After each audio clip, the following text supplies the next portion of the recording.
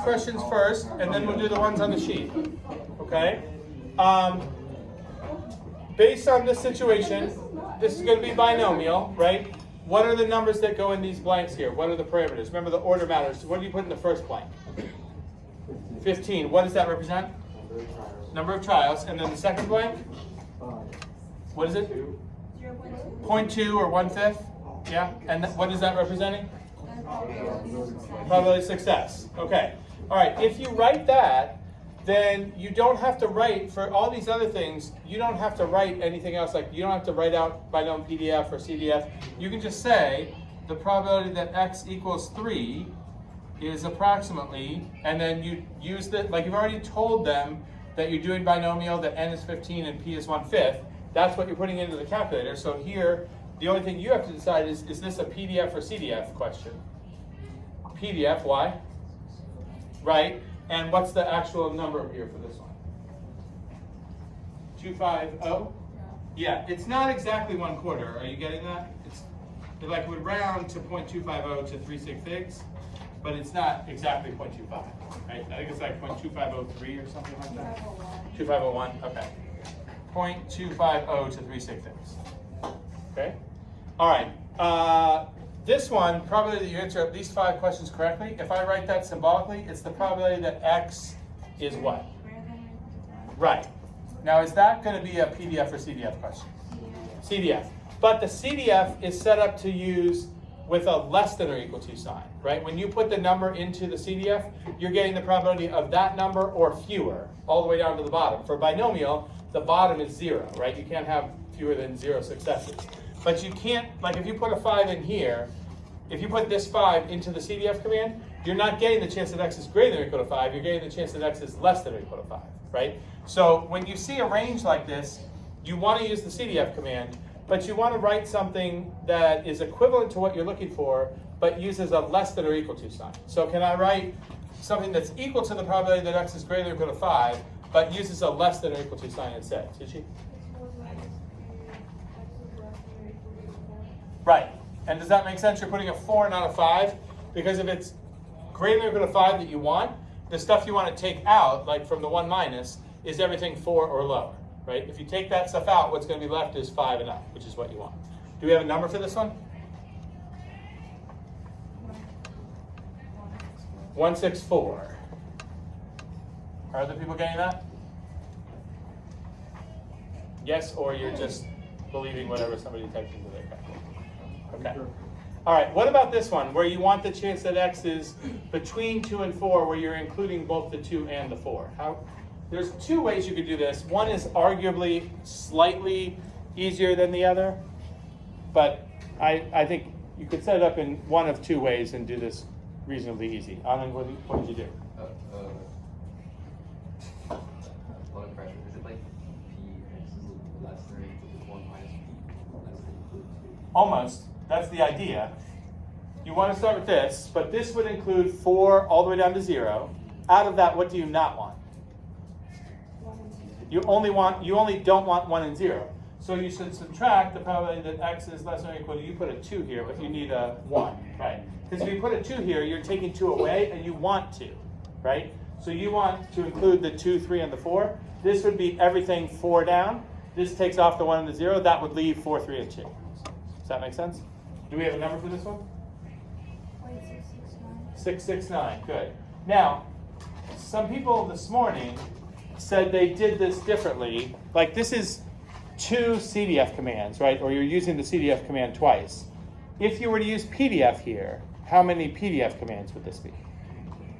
3. It's not that much different, right? You could add 3 PDFs or you could subtract 2 CDFs. That's basically about the same, right? But if this was saying you have 15 questions, if this was saying what's the chance that you get between 3 and 11 correct, you would want to do it this way, right? Instead of doing 3, 4, 5, 6, 7, 8, 9, 10, 11 and adding all those up. That's like 9 PDFs, right? So you want to be able to do it this way in case. The bigger the range, the more helpful the CDF is. Okay? Is everybody fine with this? Francis? On the quiz on Thursday, would you have to write out the entire process of the other probabilities, or would you be able to break down the answer? You would, on the quiz, if you had said this already, then I think you only need to write down, I mean, really, you could get away with this and then just the answers, but if you get the answer wrong, like if you type something wrong in your calculator, if it's more than 1 point for the problem, showing something like this might give you a point, even though you would lose the answer point. So I would write down what I wrote in red, I think is what you would want to write to maximize the chance that you're getting as much credit as you could. Okay? Does this make sense? All right, now let's go to the sheet here, okay? And let's work out what the results are for the 2 and 3 trial cases of binomial. Okay, first for 2 trial, if x is these values, 0, 1, and 2, with these probabilities, and I want expected value of x, we multiply across and we add. So the first thing is 0, that doesn't matter. The next thing is 2pq, and then I would have 2p squared. Is that fine? But that can be simplified, because algebraically, what can you do with that?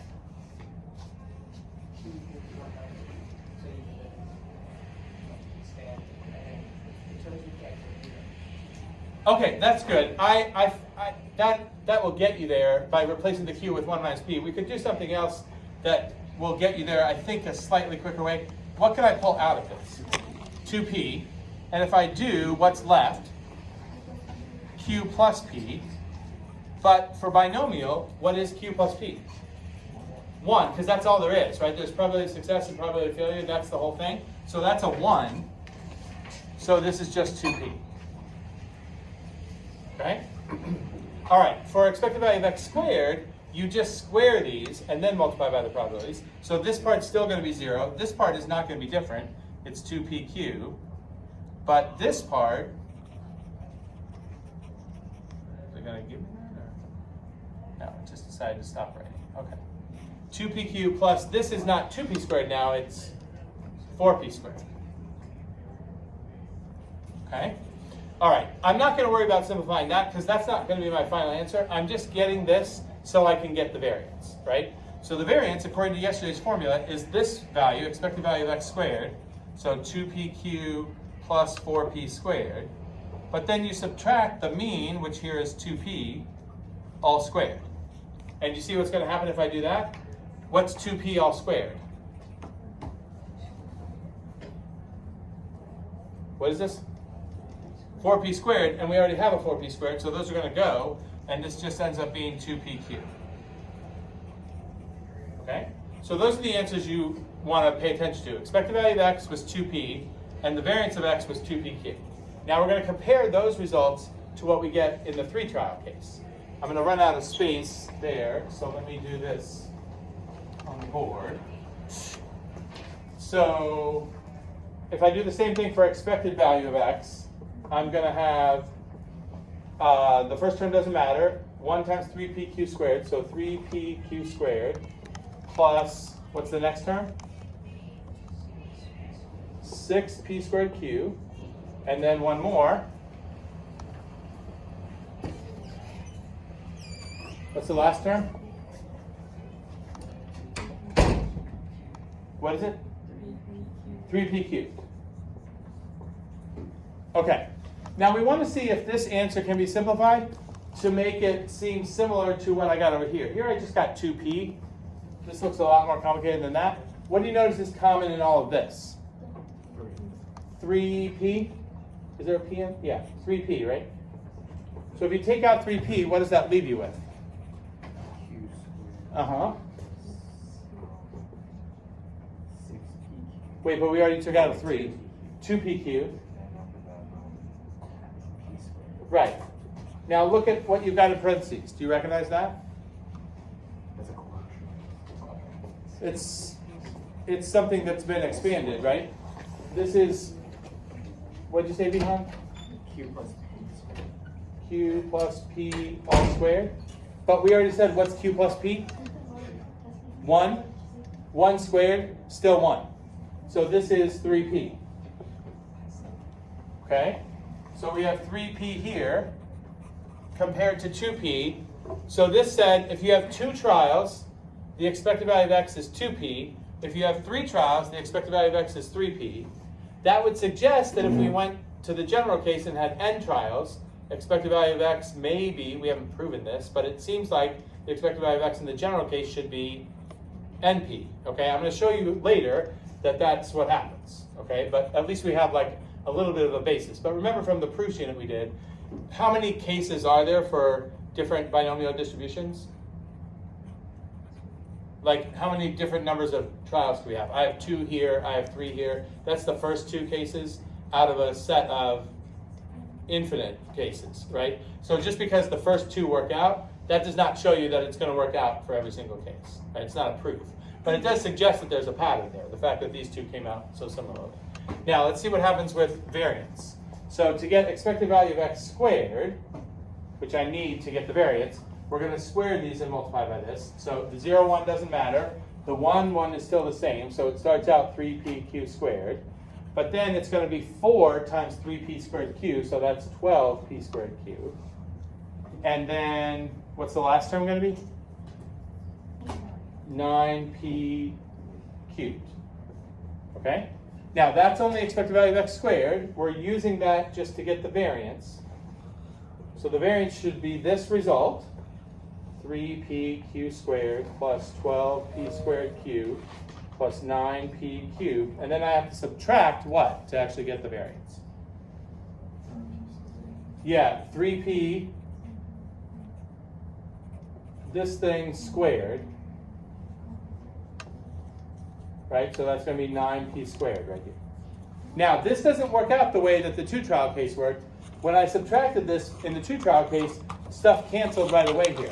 None of this cancels, right? It's 4 different terms. But we can get this, we would like to see that there's some relationship between the 2 trial result, which was 2pq, and the 3 trial result. But this doesn't look very much like 2pq yet, okay? So here's what I'm going to do. I'm going to leave the first 2 terms alone initially and just look at what I can do with these last 2. So let's keep this as 3pq squared plus 12p squared q. But then what's a common factor I can pull out of these last 2? 9p squared. So if I write this as 9p squared, what is left inside here when I factor that 9p squared out? P minus 1? P minus 1. Now, if it was 1 minus p, that would be q, right? So this is negative q. Okay, that's actually helpful because if this becomes negative 9p squared q, this is a p squared q term. Those are like terms, right? So this would actually be 3pq squared plus 12p squared q minus 9p squared q. Are we okay there? So if I combine the like terms, I have 3pq squared plus, combine these, 3p squared q, okay?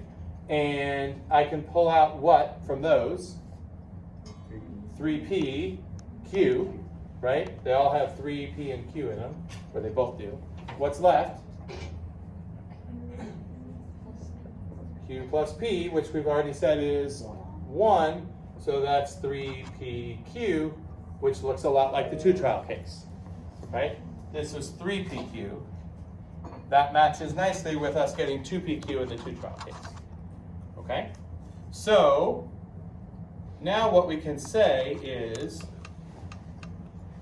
it seems like we have this pattern. If you have a binomial distribution, n and p are the parameters, the mean should be np, according to these first 2 cases, and the variance should be npq, which automatically makes the standard deviation root npq, because standard deviation is just square root of variance. Okay? Now, showing that it worked in these 2 cases does not prove that it would always work. Okay? Based on what you guys have seen in terms of the proof unit and stuff we've spent a lot of time on, do you think it's, I'm actually not going to do this, but does it seem like I'm steering us in the direction of a particular way of showing this? Like we showed it worked in the 2 trial case and the 3 trial case, and we want to show it always works? That sounds like what? Induction, okay? I think you probably could do an induction proof with this. I don't know. I didn't try it, but it seems like nicely set up for that. We're going to do it differently. I'm going to just do some algebraic manipulations with the formula for expected value and variance, and we're going to show that those patterns do actually work for all n's. okay? And when we get that these rules are correct, these rules are in your packet, and so once you've seen this, if you are doing a binomial distribution problem and you're asked for the mean or the variance or the standard deviation, you should no longer have to do any of this. You can just skip to these rules at the bottom. But be careful, it only works for binomial distribution. So there still might be places where you have to do the table method like this, but it would only be in cases where you don't have binomial distributions. Okay? All right, so what we're going to do now is show that those two results are not coincidences for the first two cases. They actually work for all n. Now, I wrote this out, but I want you guys to convince me and yourselves that you understand the steps. So as I go through the steps, I just want you to tell me how we're getting from one step to the next. Okay? Okay, so this is what we're starting with. All we know at the beginning is x follows the binomial distribution with those two parameters. And the rule for the probability of x taking on a certain value is this. Do you recognize this? If you want x successes, you raise p to the x, because p is the chance of success, and you want x of them. You raise q to the n minus x, because remember, every trial has to be either a success or a failure. So you have x successes, the rest of them, n minus x, are failures. And then what's this n choose x in front? What's that accounting for? Right, you have n trials broken up into x of them are successes, n minus x are failures. That n choose x is counting how many different orders can you have, right? Because here we're multiplying fractions together, so you have to have a number in front that says how many orders of that arrangement are there. Okay? All right, so here's how we're going to show that the expected value of x comes out to np. Okay? This is the definition of expected value. What you're supposed to do is take each x, multiply by its probability, which is this, and add that up over all the possible values of x. Okay? Now, if there are n trials, what is the range of possible successes you can have in n trials? Where does it start? Where does it end? 0. What's the maximum number of successes? N, because you have n trials. They could all be successes. So that's why we're summing from 0 to n. Okay? Does that make sense? Each x times its probability, add those up. That's definition of expected value. Okay? Okay, now, what I want to show is that this sum comes out to n times p. Okay? So, tell me how I got from here to here. That's I expanded what? The choose formula. N factorial on the top, n minus x factorial on the bottom. On a test, would we have to be able to prove this? No. Okay. All right, next. What did I do here? Look closely. Not much changed.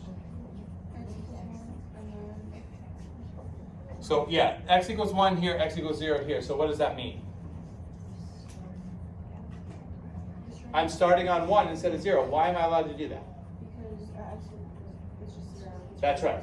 Okay. The first term of this sum is going to be 0 times whatever the probability of 0 is, but it's 0 times that, so that first term is 0. If you're adding things up and the first term is 0, the first term doesn't contribute anything to the sum, so you can just start the sum at 1.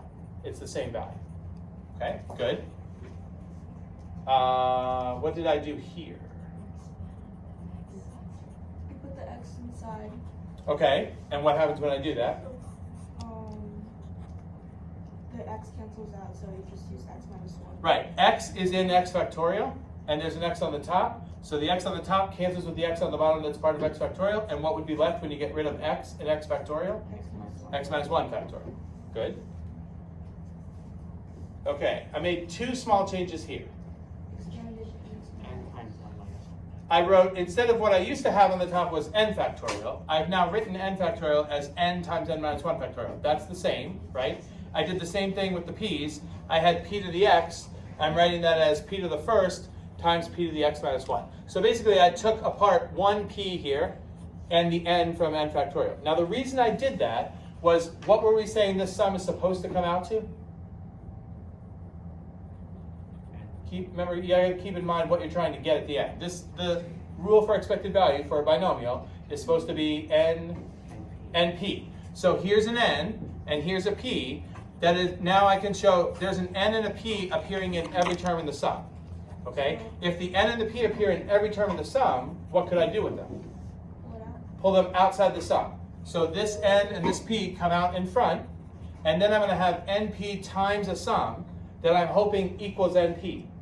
If that were the case, what should the sum, once I pull the n and the p out, what should the sum go to? 1. Okay, so that's where I'm going to be. Okay, I pulled out the np. I want to show that this sum adds up to 1. Okay? All right. Now, this is the one step I did that I don't know how familiar you would already be with. It's a sigma expression manipulation. See if you can figure out what I actually did to go from the top line to the bottom line. What's different? You're going to see one consistent difference in a whole bunch of places. What did I do with x plus 1? I'm not multiplying by x plus 1. So they got the one at each x. I didn't really. You I substituted x plus 1 for x. And I did that everywhere. Okay? The x is the index variable in the sum. This is called reindexing. Okay? Basically, x is just controlling what numbers you're identifying as the terms in the sum. So in the original sum, I'm summing from 1 to n. So the first term is the first term, right? You have x equals 1, x equals 2. The last term would be what x equals n, right? So how many terms are there in that sum? They go from 1 to n, so how many do you have? N, okay? In this version of the same sum, I'm replacing all the x's with x plus 1s. If x plus 1 starts on 1, that means x actually starts where? 0. And since it's a finite sum, it's not an infinite sum, if it originally went from 1 to n, so you have n terms, and now you're going to start on 0, the last term should now be n minus 1, right? So the terms in the sum are the terms numbered 0 through n minus 1. Instead of up here, the terms are numbered 1 through n.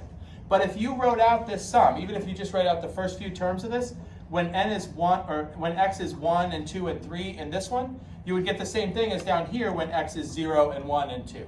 So it's the same sum, you're just identifying the terms differently. Instead of 1 through n, you're calling them 0 through n minus 1. Okay? But the reason I'm going to do that is because, remember, I want to show that the sum comes out to 1. It's going to be easier to show the sum comes out to 1 in this form than it was in this form. Okay? Now, first, there's a little bit of cleanup here. I've got a bunch of like x plus 1 minus 1s. Those are just x's, right? So I have, this is the cleaned up version of that. Okay? Now, look carefully at the thing in parentheses here. I have n minus 1 factorial on the top, and then I have 2 factorials on the bottom, n minus 1 minus x and x. Can you rewrite this in a more condensed way? Earlier, we expanded something. Now I want to kind of go backwards. Can I condense that into a single expression instead of this expression with 3 factorials?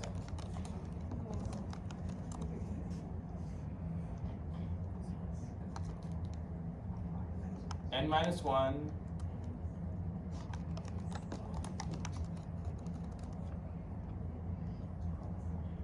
What do you usually think of when you see 1 factorial on the top and 2 factorials multiplied together on the bottom? What does that bring to mind?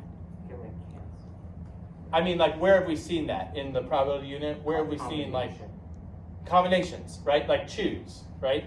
Could you write this as something choose something? It's not n choose x. N minus 1 choose x, right? N minus 1's on the top. That's where n normally is. And then you have x factorial and n minus x factorial. Now you have x factorial and this thing, n minus 1 minus x. So that is n minus 1 choose x. Okay? Now, I put that here with the rest of the stuff not changed, but I wrote this whole thing in red, meaning there must be something interesting about that, right? If you look at that whole thing as one expression, n minus 1 choose x times p to the x times q to the n minus 1 minus x, does that look like something we had earlier? A choose expression, p to a power, q to a power? That's the binomial probability formula.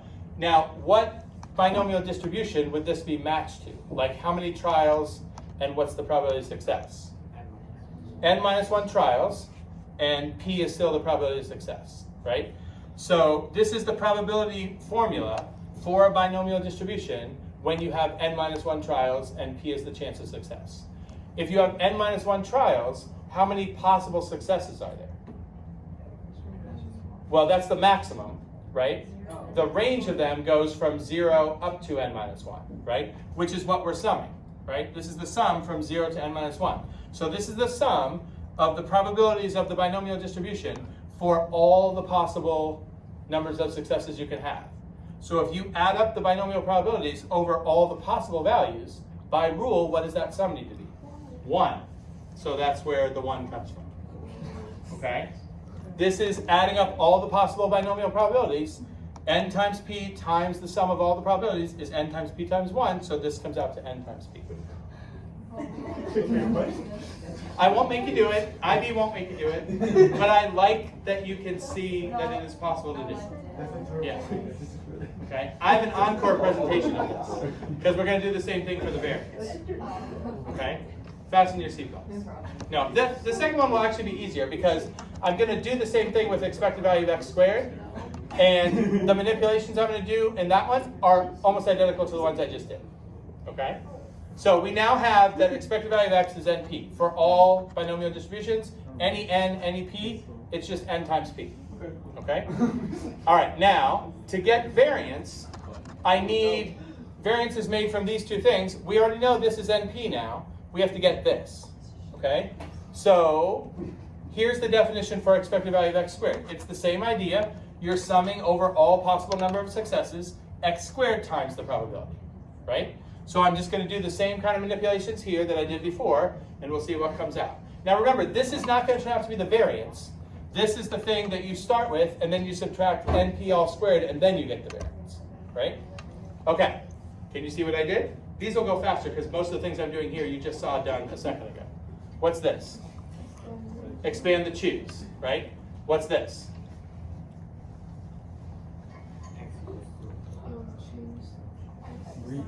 I started on 1 instead of 0. This is not reindexing, right? I'm just dropping off the 0 term. Why am I allowed to do that? Because the value is going to be 0, because it's 0 times some probability, right? So the first term doesn't matter. So this is saying, who cares about the first term? Start on the next one. Okay, what did I do here? I also did this last time. It looked different last time, though.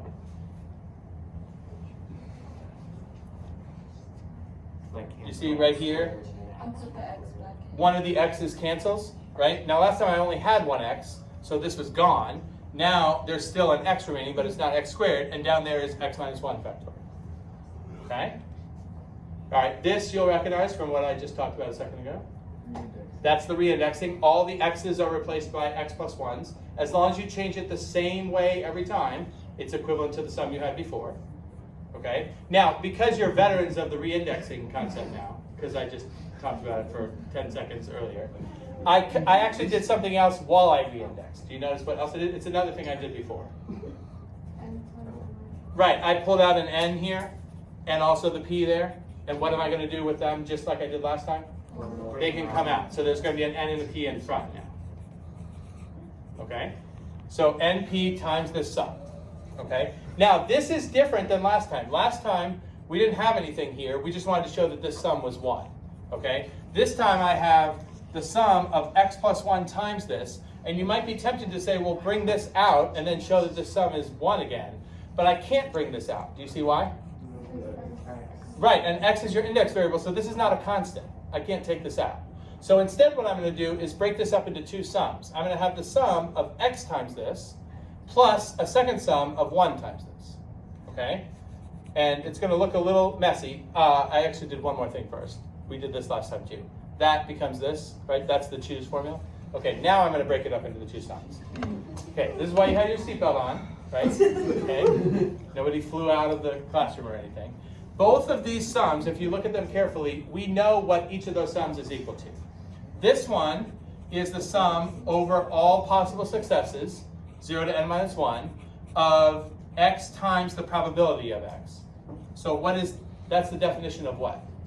That's expected value. For a binomial distribution with how many trials? N minus 1, and p is the chance of success. So this, by the new rule we just had, whoops, magically disappears. This should be n minus 1 times p, right? Number of trials times probability of success. This is just the sum of all the probabilities. There's no x there. So what should that sum come out to? 1. See, you guys are veterans of this now. Okay? So remember, we had an extra NP out here. So it's NP times the quantity n minus 1p, expected value, plus 1, the sum of all the probabilities. Okay, when you multiply that out, it looks kind of ugly. We get this, but remember, that's not the variance. The variance is this minus NP all squared. Okay? So that's the expected value of x squared. The variance is this minus NP all squared, which is this. Do you see what happens when you subtract this off of all this? That's n squared p squared, which matches this. So those are gone. Only the middle terms are left. So I'm going to get np minus np squared. I can factor an np out. And I get np times 1 minus p. But what's 1 minus p? Q. So we get npq. All is right with them. Not really. All is right with binomial distributions. I can't speak for the rest of the world. Yeah. We go Back one slide. How does it go from the left one? How does that go to n minus 1 times? Because this is the definition of expected value. When you take each x times its probability, that's expected value. This is a binomial distribution with n minus 1 trials and p for the success. So the expected value should be number of trials times probability of success.